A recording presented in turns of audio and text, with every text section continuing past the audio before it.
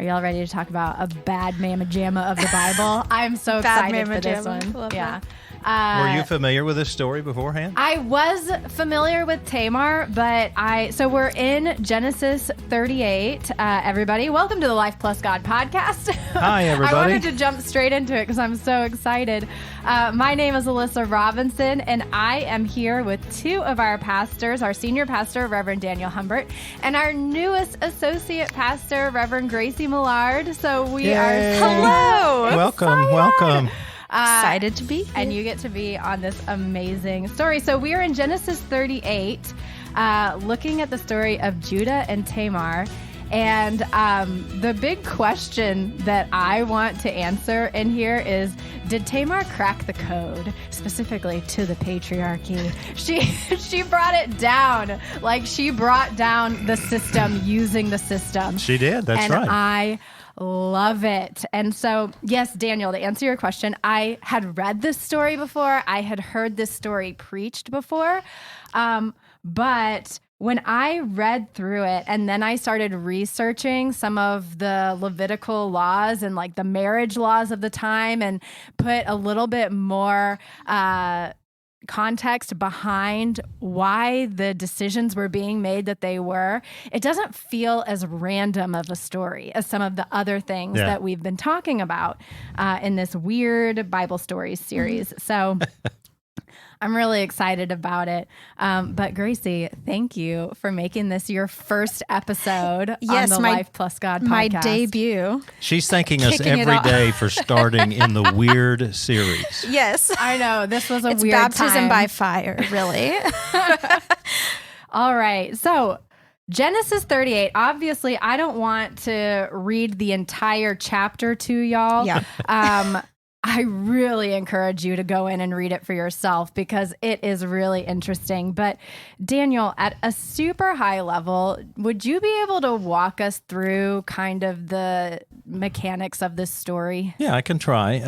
First of all, it's kind of wedged between Joseph's story, right? That's one of the weirdnesses. But the basic story is Judah, who's one of the brothers of Joseph, is married, has three boys. Two of the boys die. We'll talk more about the Levirate law, but because two of the boys die, he promises his third son to a daughter-in-law, and that doesn't work out well. Tamar, the daughter-in-law, is told to go off and kind of be a widow, and she believes she's going to get the youngest brother as a husband, right? And it doesn't work. Judah doesn't follow through on his promise. His wife dies. He goes about his business, runs across Tamar sort of randomly, it appears, and has an illicit relationship with her, right? She has kind of planned that out, as you point out, cracking the code, and she does it in a fascinating way, right? And then he comes to realize, golly, I had sex with my daughter-in-law, and this wasn't what I had planned. He tried to cover it up, got upset with her, and then realizes, kind of in the long run, hey, I'm the one who screwed up. She was in the right, and this ought to work out well. And then they have two kids, and it's a fascinating story. A love story for the ages. Most Just of a the little Bible weird. romances are. So the first thing I want to dig into, and this is the part that fascinated me most about this story, and I'm really excited to talk through it, but I also know I'm going to stumble through it because I'm not as up to date on my Levirate marriage law as I should be. But I want to explain because the whole idea of course, we've talked about in previous episodes that at this time women were considered property, but the extent to which that is true was there's just so many legalities around how women are passed around in a family. And so the way that the Levirate law works is that Tamar was promised to Judah's son, it's spelled E-R. Yeah, It's a weird name. And God didn't like something that he did and struck him down dead. Okay. So in this law, she is then passed down to the next oldest son. But it goes even deeper than that. If her and the second oldest son have a child, the second oldest son is actually considered a surrogate of And so the child that she has is considered the son of not the son of the brother. Right. Not a lot of understanding around DNA, I assume, at the time, or how your genetic code is passed down from generation to generation. But that was the understanding. And so when I got that, because it didn't make sense to me. It doesn't really explain why the second brother didn't want to impregnate Tamar. And so he had sex with her, but he was spilling his seed on the ground because he was like, I don't want to get this girl pregnant. Well, it makes sense because that means if they did have a son, that son would be the first heir to the family's fortune. And that son would end up getting way more money than the other brother would get. It's so crazy and complicated, but he was doing this so that he's not having to split the inheritance with a kid that wouldn't be considered his. Right. And so God struck him down too, killed him. But I found that to be really, really interesting. I don't know. What do y'all think of that whole... Did y'all know that whole theory? Well, Daniel's like, yeah, I went to seminary. Gracie's like, yeah, I just got out of seminary. Like, we know. Well, this was shocking to me. Yeah, no, I have to admit. So prior to seminary, or prior to in-depth Bible study, I often wondered why Onan was doing what he was doing, and I didn't get all that, right? And so it doesn't make common sense to us at all. It's even further complicated, I think, by what Judah does eventually with Sheila, and not sort of letting him eventually step in the third place, right? And why Tamar gets upset about that, because she sees the writing on the wall that she's going to get messed over, and so she creates a pretty good plan, right? Yeah.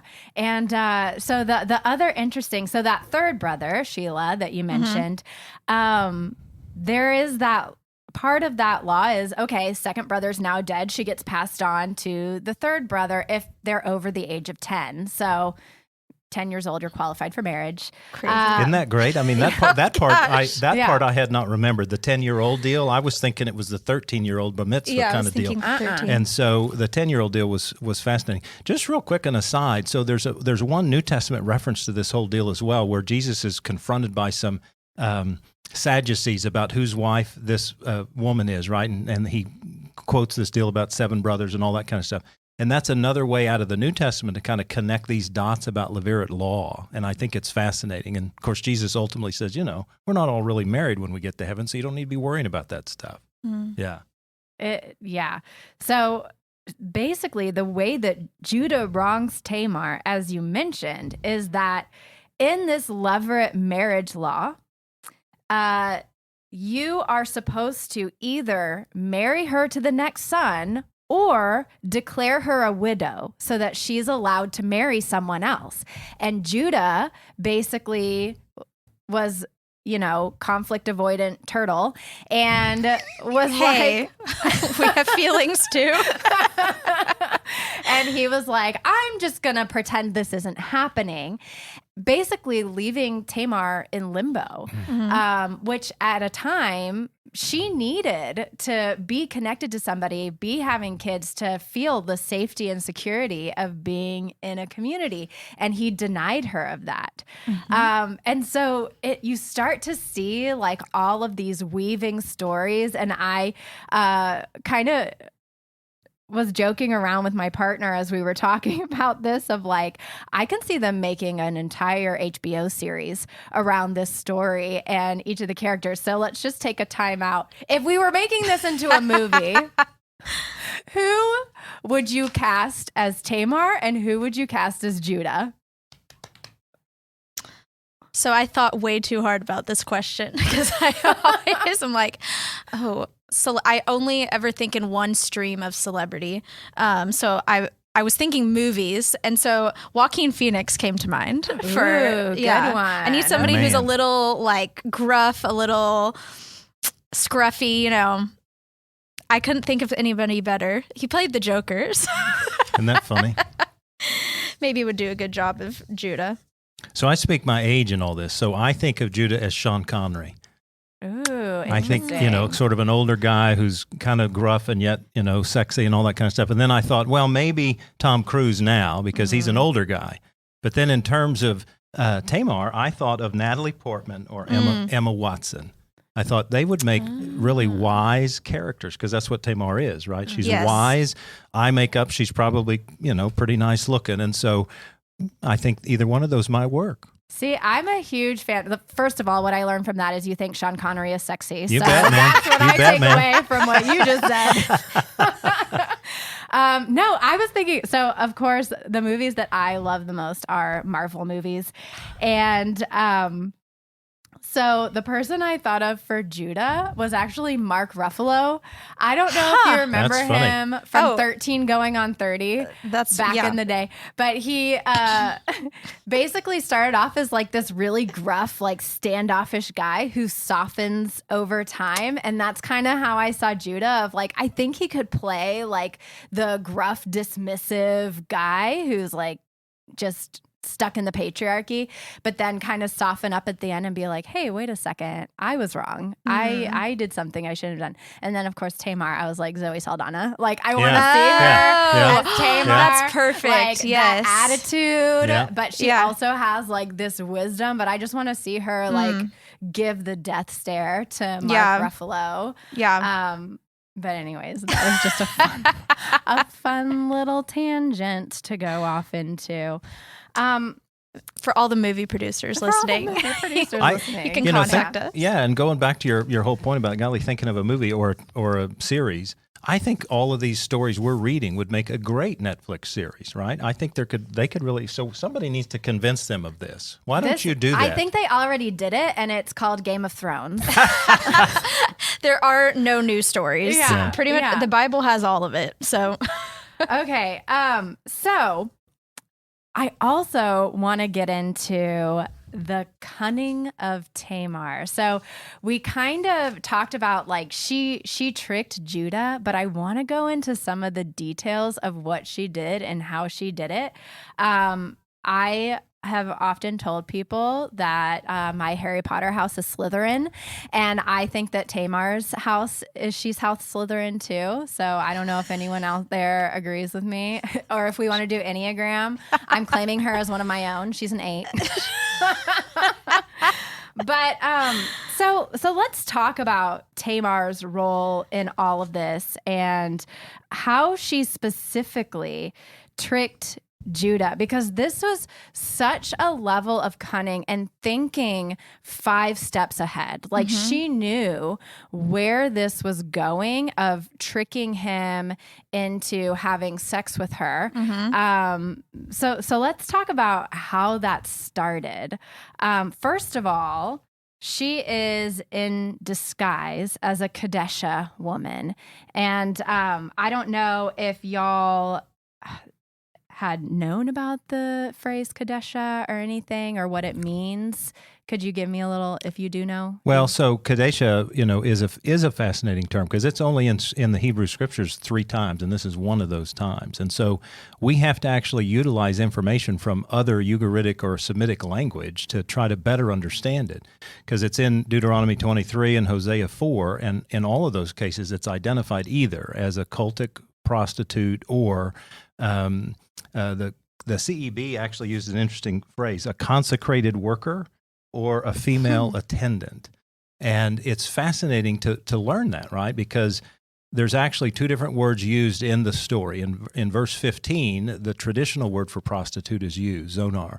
And then when we get to verse 21, she's referred to as this Kadesha. And the Kadesha is a very unique word. And I make up, because I don't really have a clue, that Hira is calling her that when he's searching for her. Remember, that's where the reference is coming. He's looking around town to find out how Judah can, pay off his debt. Doesn't want to admit exactly who she was. Yeah. Or and who he thought she was. Yeah, and so it's literally, at least I make up, it's a way for him to both cover Judah and actually somewhat be gracious for Tamar, right, if they can find her. And so the deal is there are lots of different thoughts about what this might be, right? Either, again, sort of a cultic prostitute who was there from other religions, it would have been known that was just a part of fertility religion. But also, as some of the other translations point out, from either other languages or from the Deuteronomy text or from the Hosea text, that it's really just a prop. Because here's the other fascinating thing, is Kadesha, when translated, can actually mean holy or set apart. And so then I didn't know that. Yeah, and so then it gets really hairy, right? Because how can we have a word that is rendered as either prostitute or harlot be associated with holy? Well, the holy part is about this sort of fertility goddess, right? Or prostitute. And so the Hebrew folks didn't really know what to do with that, nor our English translators, because it's like, what are we going to do with this concept that we use as holy, and it's affiliated also with a prostitute or other official? Honestly, it kind of makes me think of like witch hunts back in the day, of like any woman that was doing something that men didn't understand, they called her a witch. If she was like healing or using herbs or like, I think it's making a comeback. But because I also read, how do I say it? Kadesha? Kadesha. Okay. That when you mentioned it's translated as female attendant, it can also mean someone who practices in the art of midwifery, someone who is a lactation specialist and helps women. And so like these women were like widows or single women who were just on the side of the road offering up their services. And so it couldn't have necessarily been assumed that Tamar was offering up her sexuality as a service. But I think it's interesting that I have never read an interpretation that didn't just immediately put it as prostitute, like she was acting as a prostitute, which obviously she did have sex with Judah, but but it again, I make up that he's trying to be gracious when he says the temple prostitute, because she would have been literally set aside for a very specific role. I do think it's important that we acknowledge that Tamar never literally is being a prostitute, right? That's not her. That really wasn't her intention. That was a part of her plan, was to come off that way, but that's not a part of her role, part of what she's doing. And the story tells us that, right? Judah assumes she's a prostitute. She's dressing very connivingly, if you will, to make him think that, even though that's clearly not who she is or what she's doing.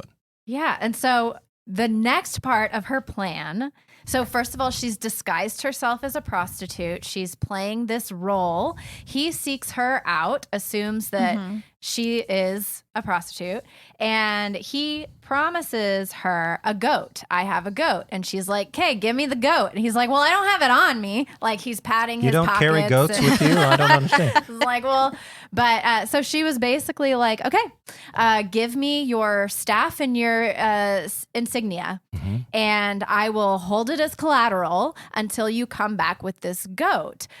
And I'm just sitting here wondering, how did she know he wasn't going to, like, did she look at him and specifically ask for payment of something she knew he didn't have so that she could do this plan?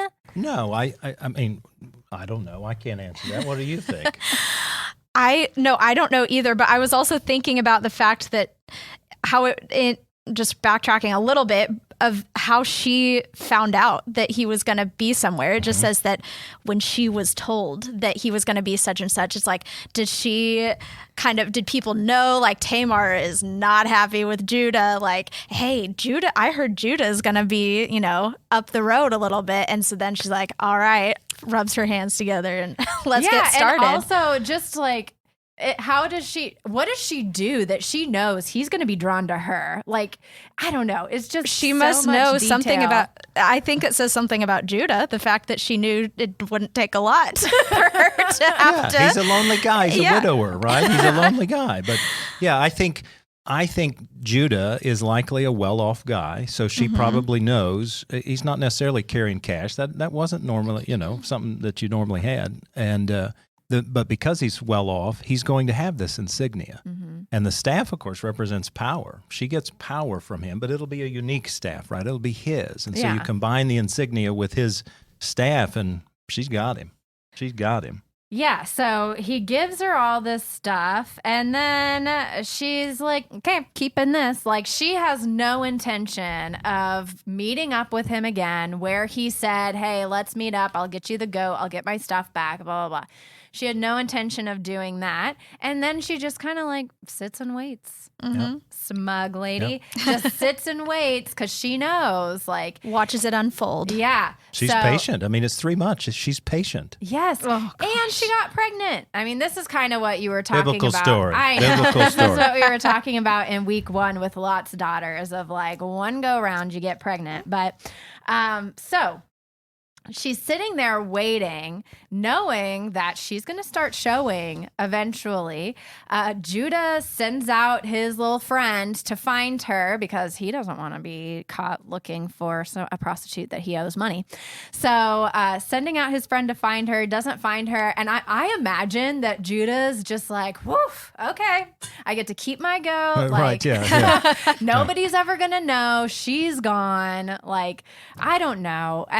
And he also knows, I think, that she's not really going to be able to use the insignia either, right? Because it's an insignia for a guy. I mean, it would have been unique, distinctive. It wouldn't have been just generic. So he kind of knows, I'm not out a goat. I'll just make a new insignia. She won't be able to use it. Yeah, I think he's thinking he's off scot-free. So you don't think there was any like fear in the back of his mind, maybe thinking like, ooh, this woman has something that identifies me? Well, he does because of that one passage that says, what does it say? Bring her out and, no. Where he says, the people will laugh at, verse 23, Judah said, let her keep the things as her own. Otherwise, we will be laughed at. You see, I sent this kid and you could not find her. His point there is, if people discover who has it, then yeah, they would kind of laugh at me because I've done something I probably shouldn't have done.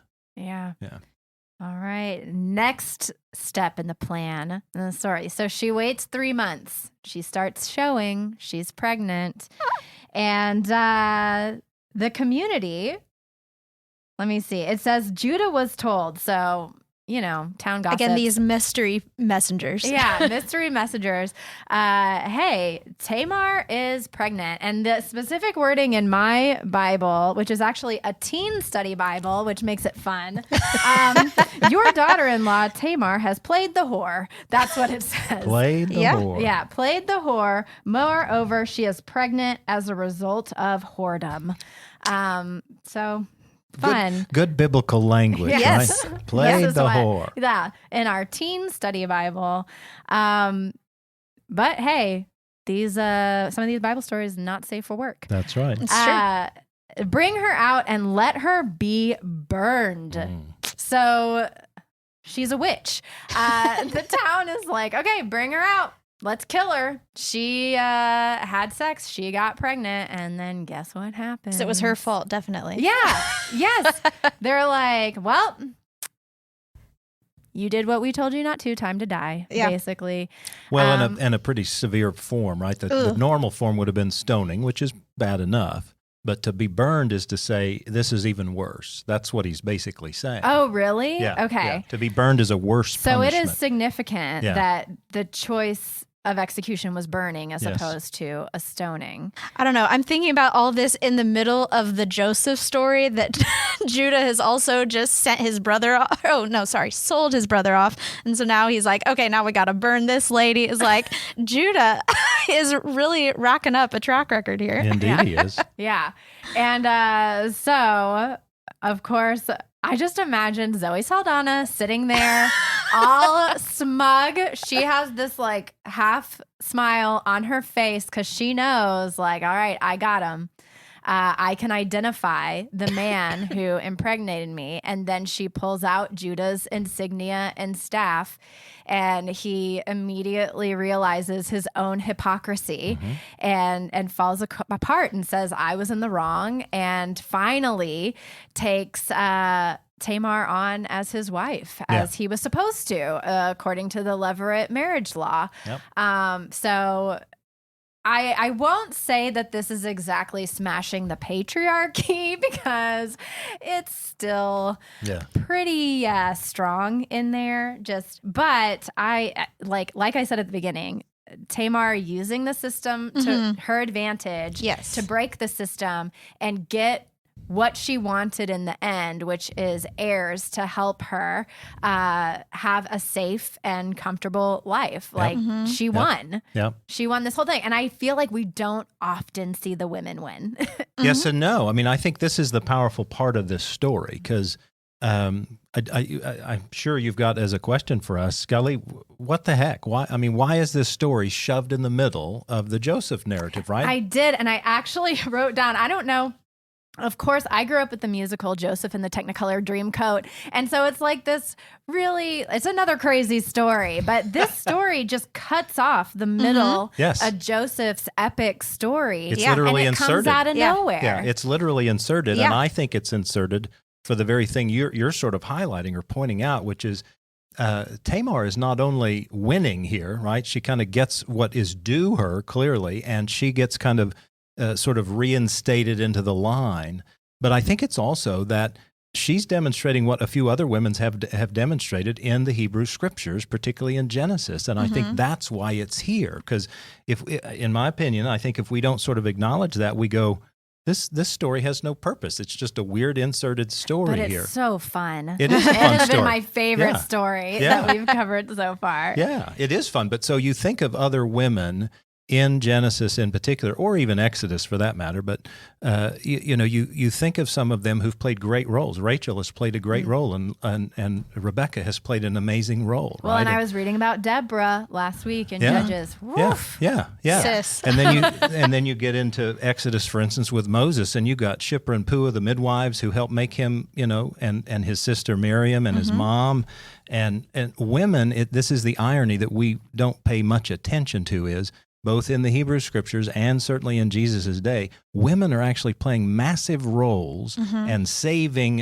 in this case, the Israelite nation. And we don't give it much attention. And yet it's throughout the whole Scriptures. I mean, wouldn't you agree? Yeah. Yeah. It's just, not given as much attention, but they're definitely there. We're not lacking. I mean, it's not 50-50, but it's not lacking. No, that's right. I mean, and we just don't give it enough attention. And I happen to believe that's why the story's here, because otherwise, at least in my opinion, it doesn't make sense that it's here, except for this, that it's not only Tamar who's winning, it's ultimately David's house, and in turn, of course, Jesus' lineage. Yeah. Well, and I want to name one more way that she won in terms.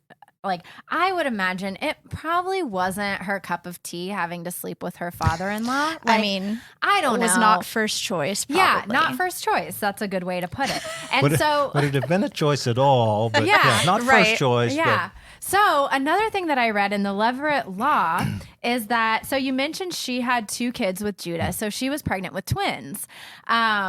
In the Levirate tradition, once the woman has the children, having sex with her again would be considered incestuous because you've already done what you needed to do to secure heirs or a legacy for the son.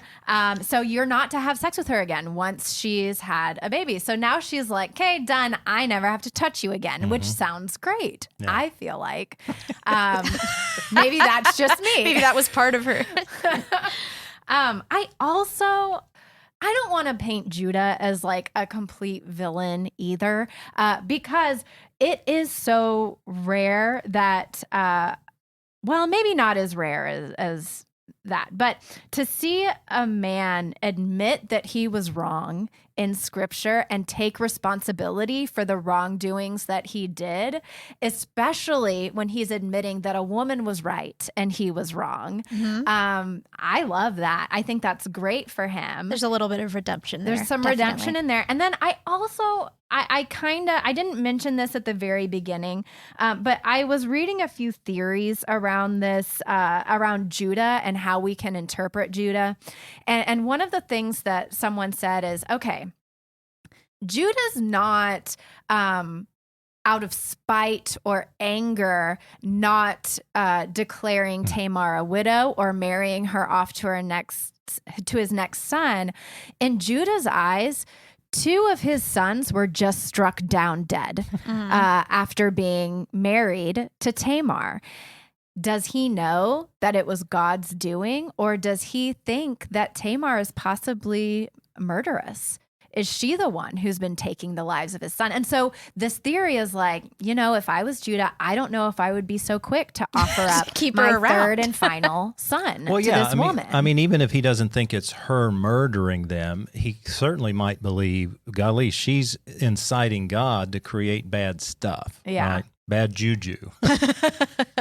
So I just want to give Judah a little bit of a break, but I'm Team Tamar. So in case y'all were wondering. So another question I had is, I mentioned that she had twins. I feel like we're seeing some parallels in this chapter to other areas of scripture. Yep. And I just wanted to hear from you if there are some parallels you see between this story and other Old Testament stories, and what you think they mean. What are we supposed to learn from seeing these parallels? Well, I think the first thing that I notice from this story is just this pattern of deception that we see over and over again in Genesis. I mean, I couldn't stop thinking of stories in Genesis that were about family members deceiving we have Leah and Laban, who Leah is Judah's mom. Out of the wives, that's Judah's mom. So maybe we have a little trail of deception there. They deceived Jacob into marrying Leah instead of Rachel. You have Jacob and Rebekah deceiving Isaac when he's trying to win over his birthright. So I just see this as patterns of families and deception, just that I think it's a lot of the Bible is not meant to be heroes. It's a lot of cautionary tales. But I still think there's things to be learned from it, that everything is not black and white, that there's really just life is gray, that there's just so much gray. When there are systems that are unfair, is it unfair to use the system to your advantage like Tamar did? Then the story right after is Joseph and Potiphar's wife, which is another, not exactly deception, but it's another story of a woman trying to use a system to her advantage. And hers was a little unfair because we see it from Joseph's perspective. And we definitely don't want to, promote what Potiphar's wife was doing. But I just see that deception is just a pattern of humanity, unfortunately, something that I see coming from this. Yeah, absolutely. And the twins, of course, with the connection with Jacob and Esau, and almost the same struggle, right? I mean, there's this deal where one comes out and then he pulls back and the other one gets born. And then the whole deal with those twins of the younger actually sort of overseeing the older, and that's not common, right? So there's lots of stuff that's duplicated here. Well, and also, Gracie, to build on what you were saying, one of the themes that I wrote down is similar to, like, there's this pattern of deception, but then we also see this pattern of the truth will be revealed. In the end, the truth is always revealed. That's true. Usually to the detriment of the deceiver, not in the case of Tamar, because she got it. She made it through. But I think that is, and another thing I find interesting about this story is, besides God striking down Er and Onan, not a lot of mention of God or relationship with God or any understanding. And I think that I'm seeing that pattern a lot in our weird Old Testament stories of, like, not a lot of mention of God or crying out to God or having a conversation with God or anything like that. It's just part of the, just a kind of a look into the lives of the Israelite people, or in this case, I believe the Moabite people. No, I'm Canaanite.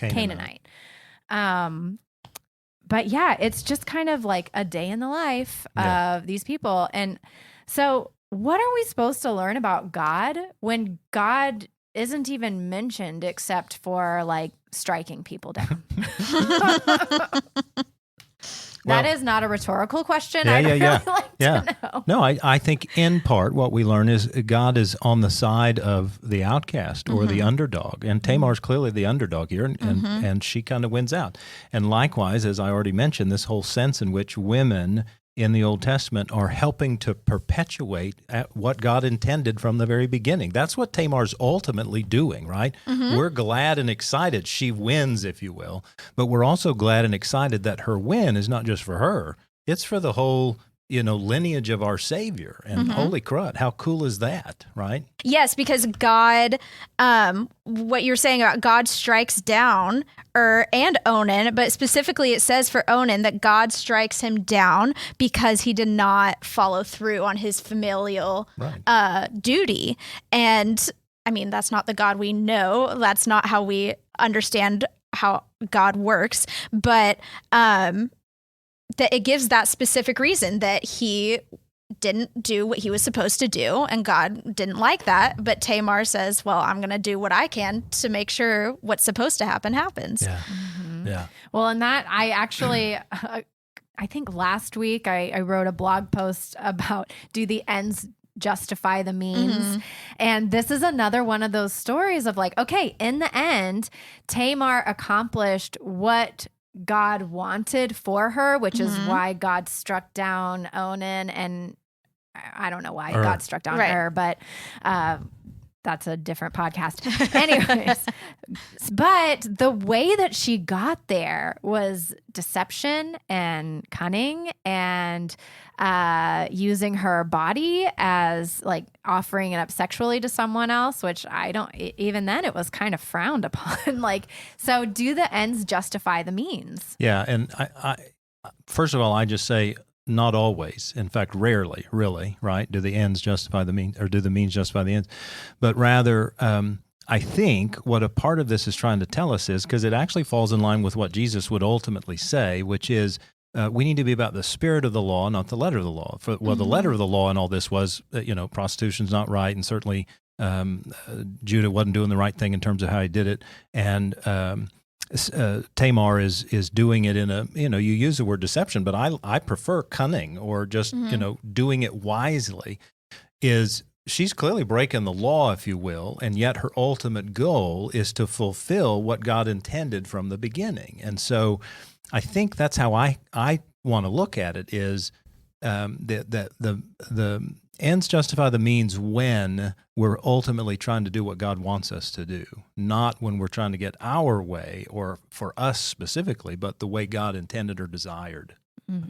I also feel like that's dangerous, because for me to say the ends justify the means, if the end result is doing God's will, well, I think that was the same mentality with Manifest Destiny. Yes. That was the same mentality with the conquistadors. Like, there's just a lot of pain and trauma that has come out of that mentality. Yep. How do we know that we're not going too far? Yeah.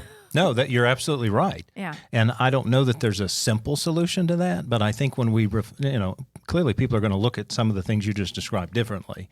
But when we sort of base it in Scripture and base it in our relationship with God versus what I think or what I believe, that makes a huge difference. I mean, I maintain, we've seen some of this recently over the last few years in our country, right? And so we have to identify, does it really make sense according to what we read in Scripture and how Scripture's bigger story identifies this, versus either a set of passages that I want to highlight or how I'm rendering a specific story? That's the bigger issue.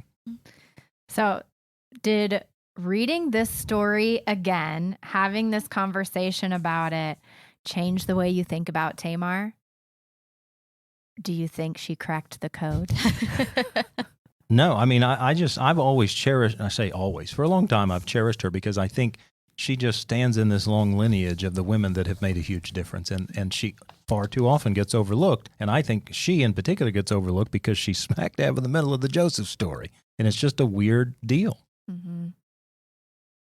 Yeah, I don't think it changes. I think it just adds to what I knew about Tamar is similar. Is I think of her in the lineage of Jesus, that she's one of the three women that's mentioned in, well, Joseph, if you want to get specific. But yeah, I just think it adds to the depth of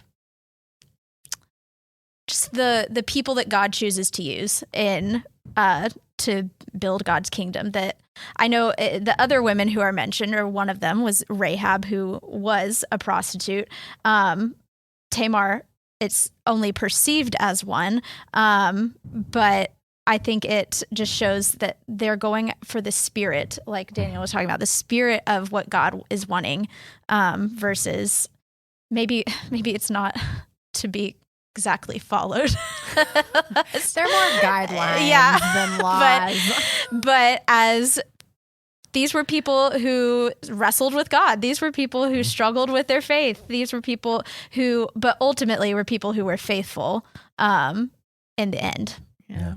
Love that. Well, I think that I'm a little bit more starry-eyed than the two of you with this story because I did not go to seminary. And going into all of this research was illuminating for me. Like, it completely changed the way I interpret this story. And I had loved Tamar before, but this gave me an even greater insight into, like I said, just the cunning of Tamar and how wise and how much risk she took. Like, for all of these puzzle pieces to fall into place exactly according to her plan, at any point this could have fallen apart in so many different ways, and then she's burned to death.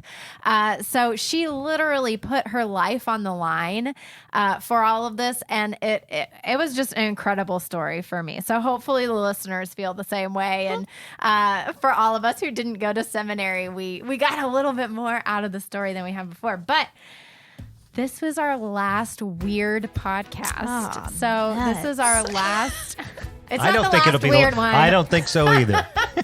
This is our last of the weird stories of the Bible that we've been focusing on. But this has been so much fun. And thank y'all for jumping into this story with me. And hey, thank you everybody for listening to the Life Plus God podcast. The Life Plus God podcast is hosted, written, and produced by me, Alyssa Robinson, and sponsored by Treach Memorial United Methodist Church in Flower Mound, Texas. If you live in the Flower Mound area, I invite you to stop by and see if Treach could be your church family. You can learn more about all of our programs and events at tmumc.org. Next week's episode will be brought to you by Men in Progress, a monthly podcast series hosted by the United Methodist Men of Treach to explore challenges faced by men.